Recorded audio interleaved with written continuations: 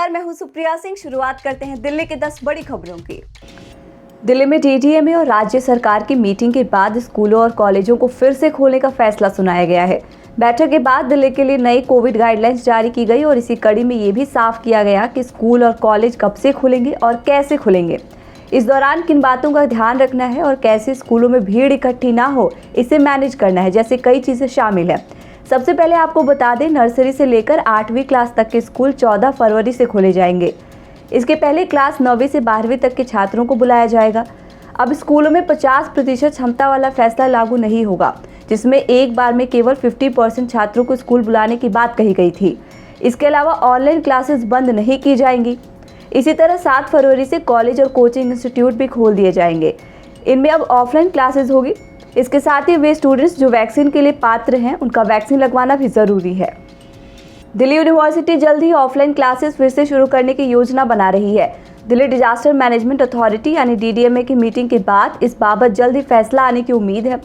DU के अधिकारियों की माने तो दिल्ली यूनिवर्सिटी को जल्द ही दोबारा खोला जा सकता है और इस बारे में डिटेल्ड ऑर्डर भी जल्द ही जारी किया जाएगा।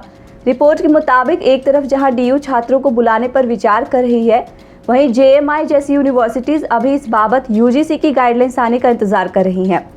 दरअसल डीयू में बहुत से स्टूडेंट राजधानी के बाहर के हैं, इसलिए डीयू को जब भी खोला जाएगा, यहाँ के हॉस्टल भी जरूर खोले जाएंगे। हॉस्टल खोलने के पहले इस बारे में गाइडलाइंस भी जारी की जाएंगी। अनलॉक हो रही दिल्ली में मेट्रो और बसों से जाने वाले लोगों की परेशानियां और बढ़ने वाली है। ऐसा इसलिए क्योंकि मेट्रो और बसों में अभी यात्रियों को खड़े होकर यात्रा करने की इजाजत नहीं दी गई है। केवल सारी सीटों पर बैठकर यात्रा करने की ही अनुमति है। डीएमआरसी ने साफ कर दिया है कि मेट्रो स्टेशनों पर एंट्री के एक्स्ट्रा गेट्स अभी नहीं खोले जाएंगे, क्योंकि उससे भीड़ को नियंत्रित करना और मुश्किल हो जाएगा। अगर गेट खोल दिए गए तो ट्रेनों में भीड़ बढ़ जाएगी और बड़ी तादाद में लोग खड़े होकर यात्रा करने लग जाएंगे, जो डीडीएमए के एक्सपर्ट्स की तय की गई गाइडलाइंस का उल्लंघन होगा। मेट्रो नेटवर्क के 285 स्टेशनों पर बने 682 एंट्री एग्जिट गेटों में अभी से केवल 410 गेट्स ही खोले हैं। ऐसे में सोमवार से भीड़भाड़ वाले स्टेशनों पर ऑफिस आने जाने वाले लोगों को एक बार फिर से भारी परेशानी उठानी पड़ सकती है। देश की राजधानी दिल्ली में कोरोना वायरस संक्रमण के मामलों में कमी दर्ज की गई है। दिल्ली में पिछले 24 घंटे में 1604 नए मामले सामने आए। वहीं पिछले 24 घंटों में 17 मरीजों की मौत इस वायरस की वजह से हुई है। इस दौरान 3324 मरीज रिकवर भी हुए हैं। दिल्ली में कोरोना पॉजिटिविटी रेट भी गिरकर 3% से नीचे आ गया है। फिलहाल ये 2.87% हो गया है। दिल्ली सरकार अब वैक्सीनेशन करवाने के लिए लोगों को कॉल करके वैक्सीनेशन सेंटर तक बुलाने की तैयारी कर रही है। राजधानी में 100% कोरोना वैक्सीनेशन सुनिश्चित करने के लिए सरकार ने सभी जिला कार्यालयों में वॉर रूम बनाने के निर्देश दिए हैं। आपको बता दें, दिल्ली के कई जिलों में पहले भी वॉर रूम बनाए गए थे, लेकिन कोरोना के मामले कम होने पर इन्हें बंद कर दिया गया था। सरकार की ओर से सभी वॉर रूम को फिर से युद्ध स्तर पर चालू करने के निर्देश दिए गए हैं। दिल्ली सरकार के अधिकारियों ने बताया कि इन वॉर रूम में तैनात कर्मियों का मुख्य काम लोगों को फोन करके ये बताना है कि उनकी वैक्सीन की दूसरी डोज अभी बाकी है। उत्तर प्रदेश विधानसभा चुनाव 2022 के मद्देनजर दिल्ली में काम करने वाले निजी और सरकारी कर्मचारियों के लिए दिल्ली सरकार ने बड़ी राहत देने का ऐलान किया है। आम आदमी पार्टी सरकार के अनुसार दिल्ली में रहने वाले लोगों को यूपी चुनाव में वोटिंग के लिए अवकाश दिया जाएगा। दिल्ली सरकार ने इसके लिए बाकायदा आदेश भी जारी कर दिया है। आदेश में कहा गया है कि उत्तर प्रदेश विधानसभा चुनाव में वोट का उपयोग करने के लिए दिल्ली में कार्यरत कर्मचारियों को मतदान वाले दिन का अवकाश मिलेगा। बता दें कि दिल्ली में बड़ी संख्या में रहने वाले और रोजगार से जुड़े लोग यूपी में मतदाता हैं। ऐसे में अगर ये वोटर या तो छुट्टी लेकर जाएंगे या फिर उन्हें सैलरी का नुकसान उठाना पड़ेगा। निगम चुनाव से पहले दिल्ली में सियासी गहमागहमी तेज हो गई है। इसी बीच कांग्रेस नेता और पूर्व पार्षद अनिल गौतम ने आम आदमी पार्टी का दामन थाम लिया है। आपकी प्रदेश महिला शक्ति प्रभारी और पूर्व विधायक सरिता सिंह ने अनिल गौतम और कांग्रेस के कई कार्यकर्ताओं को टोपी और पटका पहनाकर पार्टी में शामिल किया। अनिल गौतम दुर्गापुरी वार्ड से 2012 से 17 तक पार्षद रहे।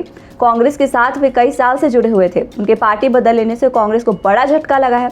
आपको बता दें, अनिल गौतम पेशे से एडवोकेट हैं। कांग्रेस में रहते हुए उन्होंने कई अहम पदों पर काम किया था। उन्होंने कहा कि वे अरविंद केजरीवाल के काम से प्रभावित थे, इसी के चलते पार्टी में शामिल होने का मन बनाया। सड़क पर या कहीं भी चलते फिरते मोबाइल देखने की आदत जानलेवा बन सकती है। दिल्ली के शाहदरा मेट्रो स्टेशन पर एक शख्स हाथ में मोबाइल फोन पकड़े प्लेटफॉर्म पर टहल रहा था। वो मोबाइल देखने में इतना मशगूल हो गया कि उसे पता ही नहीं चला कि कब प्लेटफॉर्म के किनारे पहुंच गया और मेट्रो ट्रैक पर जा गिरा। ट्रेन भी आने ही वाली थी, लेकिन भला हो सीआईएसएफ के मुस्तैद जवानों का जो समय रहते उस शख्स को बचा लिया गया। ट्रैक पर गिरने वाले शख्स को मामूली चोटें आई हैं। दिल्ली मेट्रो पुलिस ने एक 26 साल की महिला को गिरफ्तार किया है। आरोप है कि वो मेट्रो स्टेशनों पर एक्सरे मशीन से लोगों का सामान चोरी करती थी। आरोपी महिला एमएससी माइक्रोबायोलॉजी में पोस्ट ग्रेजुएट है और फिलहाल एक पैरामेडिकल शिक्षक के रूप में कार्यरत है। पुलिस के मुताबिक पिछले 15 से 20 दिनों से दिल्ली पुलिस मेट्रो यूनिट के अलग अलग थानों में चोरी की घटनाएं सामने आ रही थी। 11 जनवरी को शिकायतकर्ता ने बताया कि जब उसने उत्तम नगर मेट्रो स्टेशन में एंट्री के बाद अपना बैग एक्सरे मशीन में चेकिंग के लिए रखा और तलाशी के बाद जब वो अपना बैग लेने के लिए बाहर आई तो बैग वहां नहीं था। सीसीटीवी फुटेज की जांच करने पर एक अज्ञात महिला बैग उठाते हुए नजर आई। इसी तरह की घटना 29 जनवरी को उत्तम नगर ईस्ट मेट्रो स्टेशन पर हुई थी। टीम ने पिछले 20 दिनों के सभी मेट्रो स्टेशनों के सीसीटीवी फुटेज की जांच की। सीसीटीवी फुटेज दिखाने के बाद लड़की ने अपना गुनाह कबूल लिया। राजधानी में अगले 3 दिन तेज धूप रहेगी। अधिकतम तापमान में लगातार सुधार होगा, लेकिन 9 फरवरी को बारिश एक बार फिर वापसी करेगी। इसकी वजह से अधिकतम तापमान एक बार फिर 20 डिग्री से कम हो जाएगी, लेकिन ये सिर्फ एक दिन की ही होगी। 10 से 12 फरवरी के बीच तेज हवाएं चलेंगी। इसकी वजह से ठंड बढ़ जाएगी।